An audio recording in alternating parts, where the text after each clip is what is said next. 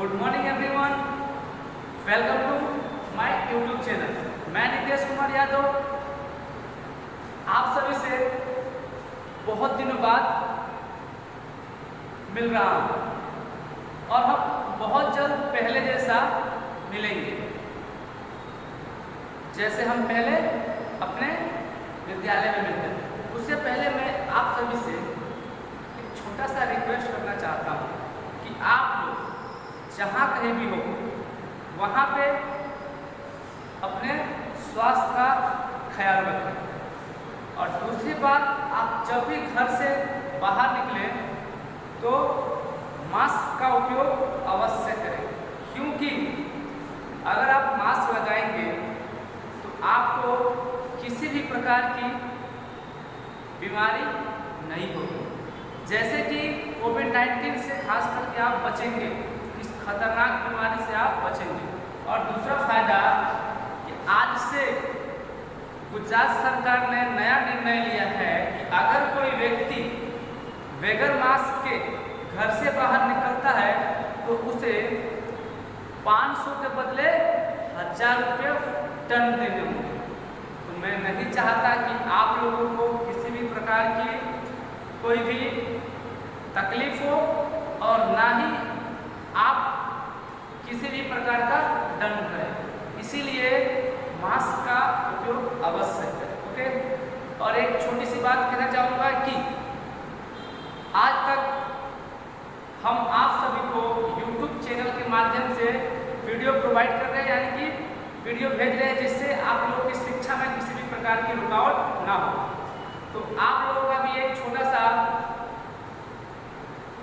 योगदान अवश्य चाहिए कि जब भी हम किसी वीडियो को अपलोड करें तो इसकी सूचना सबसे पहले आप तक पहुंचे। इसके लिए आपको हमारे YouTube चैनल को सब्सक्राइब करना होगा और बेल आइकन को भी प्रेस करना होगा, ताकि जब भी कोई नया वीडियो हम अपलोड करें तो सबसे पहले उसका नोटिफिकेशन यानी कि सूचना सबसे पहले आप तक पहुंचे। और दूसरी बात कि वीडियो को लाइक करना ना भूलें। लाइक करेंगे तो उससे हमारा जो भी है प्रोत्साहन, उसमें बढ़ोतरी होगी और हम पहले की अपेक्षा और ज़्यादा से ज़्यादा अच्छा वीडियो बनाने की कोशिश करेंगे। ओके, तो चलिए शुरू करते हैं हम आज का टॉपिक। तो चलिए शुरू करते हैं आज का लेसन। तो आज हम कंप्यूटर के चैप्टर नंबर 2 के प्रश्न के उत्तर को देखेंगे, क्योंकि इसके पहले के वीडियो में हमने इसके बारे में जानकारी प्राप्त की थी। तो चलिए हम शुरू करते हैं। तो कह रहा है पहला कंप्यूटर का प्रश्न कि कंप्यूटर एक अत्यंत उपयोगी मशीन है। तो आपको बताने का है कि कंप्यूटर क्या है। कंप्यूटर एक अत्यंत खाली जगह, कह रहा है कि कंप्यूटर एक खाली जगह अत्यंत उपयोगी मशीन है। तो आपको बताना है इस ऑप्शन में से कौन सा वो ऑप्शन है जो सही है। तो उसका जो आंसर होगा वह होगा क्या, तो बहुलक्षी। क्या है? बहुलक्षी। तो ये होगा हमारा आंसर। क्या होगा? ये होगा हमारा आंसर, बहुलक्षी। सभी प्रश्नों को आपको नोट में लिखना है और ये प्रश्न जो है उसका आंसर के साथ में लिखना है। ओके। दूसरा सवाल कह रहा है कंप्यूटर के ऐसे विभाग हैं, खाली जगह कंप्यूटर के ऐसे विभाग है जिसका हम स्पर्श कर सकते हैं, यानी कि छू सकते हैं। तो कंप्यूटर का ऐसा कौन सा विभाग है जिसे हम छू सकते हैं? तो हार्डवेयर। क्या है? हार्डवेयर। ये हो गया हमारा सी नंबर। ओके। तो इस प्रकार से आपको प्रश्न का हल जो आंसर जो आपको लिखना है नोट में।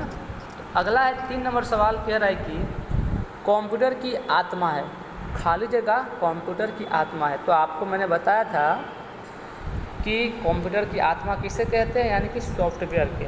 बगैर सॉफ्टवेयर के कंप्यूटर खाली एक क्या है, एक बॉडी, एक डब्बा है। बगैर सॉफ्टवेयर का किसी कार्य का नहीं है। इसीलिए ये जो सॉफ्टवेयर है वो क्या है, कंप्यूटर की आत्मा है। ओके।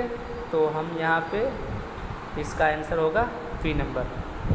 चौथा सवाल एक कह रहा है कंप्यूटर से कोई निश्चित कार्य करने के लिए उपयोग में लिए जाने वाले सॉफ्टवेयर को कहते हैं।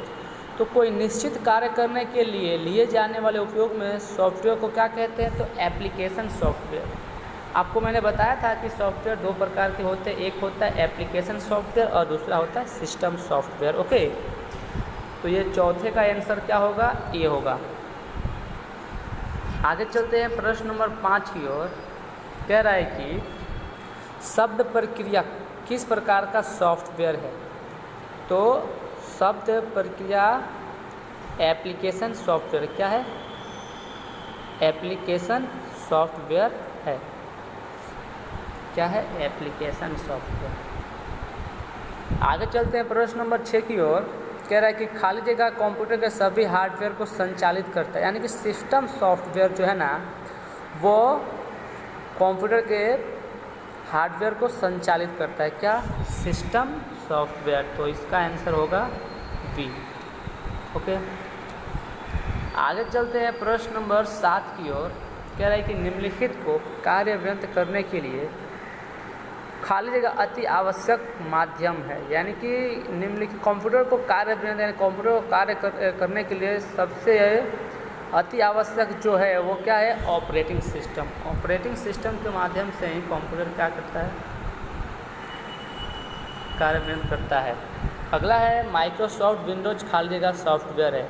तो आपको मैंने बताया था कि Microsoft Windows licence user software. क्या है, लाइसेंस यूजर, क्योंकि इसको यूज करने के लिए हमें कीमत चुकानी पड़ती है और उसके बाद से हम वो उसका यूज कर पाएंगे।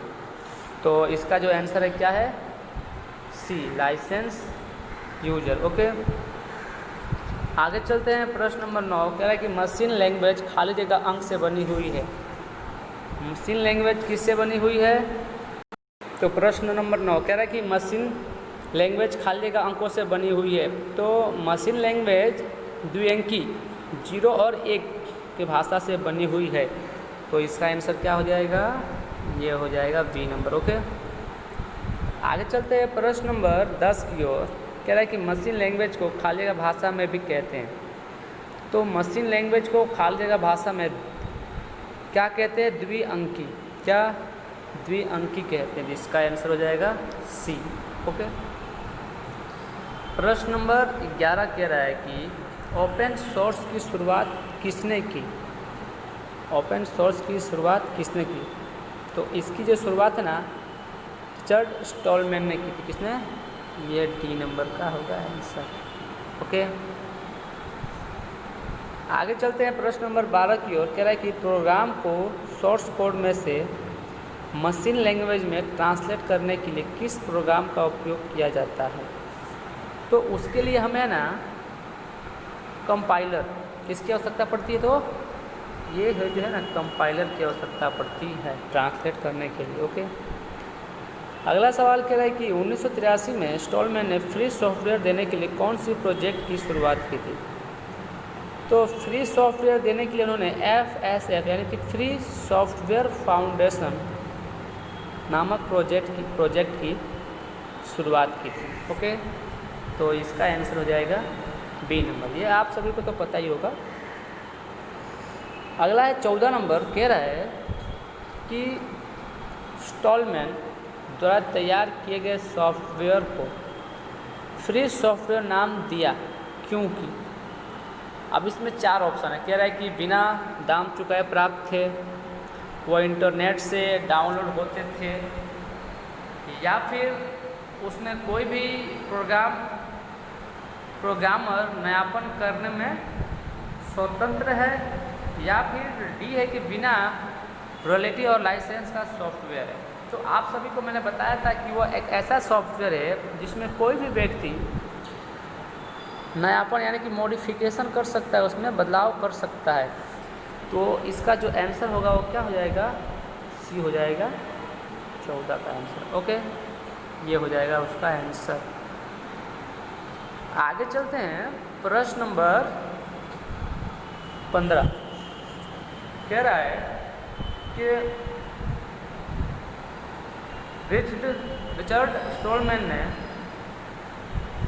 अमुक वकीलों की मदद से खाली जगह लिखा जिसमें फ्री सॉफ्टवेयर प्रोग्राम की कुछ शर्तें तय की गई। उसने क्या लिखा, तो उन्होंने है ना GPL लिखा। क्या लिखा, GPL। हाँ,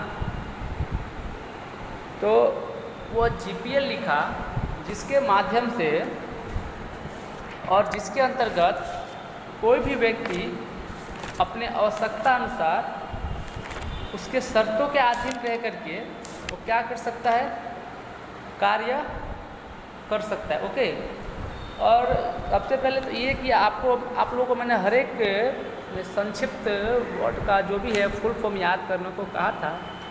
तो जीपीएल का पूरा नाम अगर आपसे पूछे तो आप क्या बताएंगे? तो जीपीएल का पूरा नाम होता है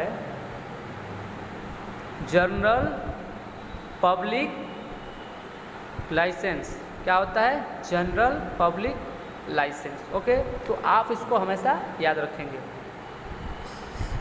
16 नंबर प्रश्न कह रहा है कि फ्री सॉफ्टवेयर को कौन सा नाम दिया गया? कौन सा नाम दिया गया फ्री सॉफ्टवेयर को? तो ओपन सोर्स सॉफ्टवेयर। क्या? Open source software. ओके, इसको क्या दिया गया? तो ओपन सोर्स सॉफ्टवेयर। आगे चलते हैं प्रश्न नंबर 16 की ओर। कह रहा है प्रोग्राम में नयापन करने की प्रक्रिया को क्या कहते हैं? अभी जस्ट मैंने आपको बताया कि नयापन को क्या कहते हैं। क्या कहते हैं आप बताइए? क्या ए एडिटिंग या बी प्रोग्रामिंग, सी मॉडिफिकेशन, डी सर्चिंग? बताइए आप। तो ये होगा आपका आंसर सी मॉडिफिकेशन। क्या होगा?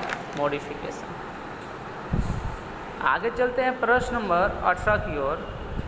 कह रहा है कि ऑपरेटिंग सिस्टम को हिंदी में क्या कहते हैं? ऑपरेटिंग सिस्टम को हिंदी में क्या कहते हैं? तो ऑपरेटिंग सिस्टम को हिंदी में चलनपत्ति क्या कहते हैं? चलनपत्ति कहते हैं। ऑपरेटिंग सिस्टम को क्या? चलनपत्ति। ओके, आई थिंक ये होगा इसका आंसर। क्या हो जाएगा? ए, आई थिंक। आगे चलते हैं प्रश्न नंबर 19।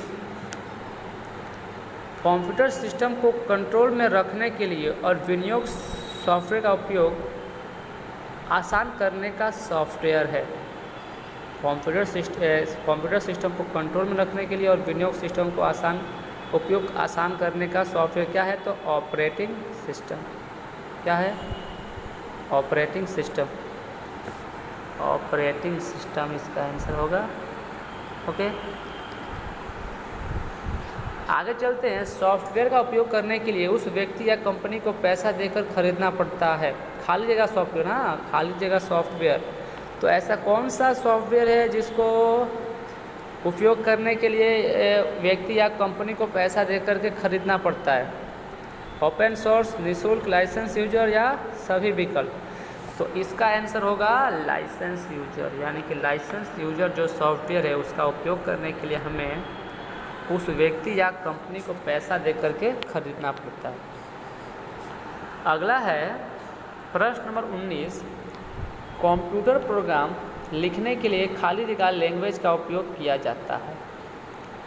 कंप्यूटर प्रोग्राम लिखने के लिए खाली जगह लैंग्वेज का उपयोग किया जाता है। तो प्रोग्रामिंग लैंग्वेज। कौन से लैंग्वेज का? प्रोग्रामिंग लैंग्वेज का उपयोग किया जाता है प्रोग्राम लिखने के लिए। ओके, अगला है किसी भी प्रोग्रामिंग लैंग्वेज के उपयोग से लिखे जाने वाले प्रोग्राम को क्या कहते हैं? कह रहा है किसी भी प्रोग्रामिंग लैंग्वेज के उपयोग से लिखे जाने वाले प्रोग्राम को क्या कहते हैं? तो उसका क्या होगा आंसर? अभी आप बताएंगे। चलिए बताइए आप। चलिए मैं बताता हूँ। तो इसका आंसर होगा सोर्स कोड। यानी किसी भी प्रोग्रामिंग लैंग्वेज के उपयोग से लिखे जाने वाले प्रोग्राम को कहते हैं सोर्स कोड। ओके, आगे चलते हैं प्रश्न नंबर 23। कह रहा है कि प्रोग्रामिंग लैंग्वेज में प्रोग्राम खाली जगह भाषा में लिखे जाते हैं। तो प्रोग्रामिंग लैंग्वेज में प्रोग्राम जो है ना वह द्विअंकी भाषा में लिखे जाते हैं। किसमें? द्विअंकी भाषा में। अगला है कंपाइलर होने के बाद सोर्स कोड खाली जगह लैंग्वेज में ट्रांसलेट होता है। कंपाइलर होने के बाद सोर्स कोड खाली जगह लैंग्वेज में ट्रांसलेट होता है।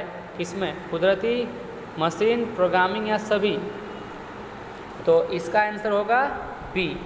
क्या होगा? बी, मशीनी लैंग्वेज में ट्रांसलेट। इसमें मशीनी लैंग्वेज में ट्रांसलेट होगा, क्योंकि आपको पता है मशीन सिर्फ द्विअंकी भाषा को ही समझ पाता है, जो 0 और 1 से लिखा हुआ होता है। ओके, आगे चलते हैं। 25 नंबर सवाल कह रहा है कि सोर्स कोड जब कंपाइलर से ट्रांसलेट हो के मशीन लैंग्वेज में परिवर्तित होता है तब उसे क्या कहते हैं? कह रहा है कि सोर्स कोड जब कंपाइलर से ट्रांसलेट हो के मशीन लैंग्वेज में परिवर्तित होता है तब उसे क्या कहते हैं? तो उसे हम कहते हैं ऑब्जेक्ट। क्या? ऑब्जेक्ट कहते हैं। ऑब्जेक्ट। ओके, तो विद्यार्थी मित्रों, यहाँ पे ये जो 25 प्रश्न थे चैप्टर नंबर 2 में, इसमें हमने आप सभी को बताया। ओके,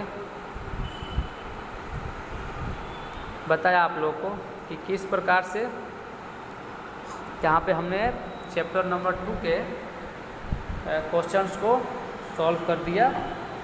अब इसमें जो भी क्वेश्चंस है आपको कंप्यूटर के नोट में इन सारे क्वेश्चंस को लिखना है।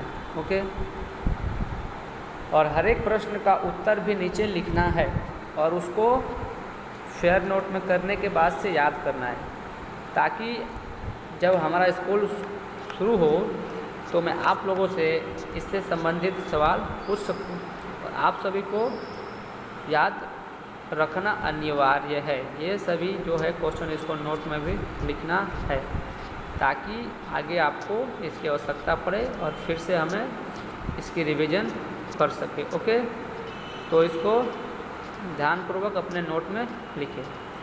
तो चलिए, आज के लिए इतना ही। तब तक के लिए धन्यवाद। मिलते हैं अगले वीडियो में।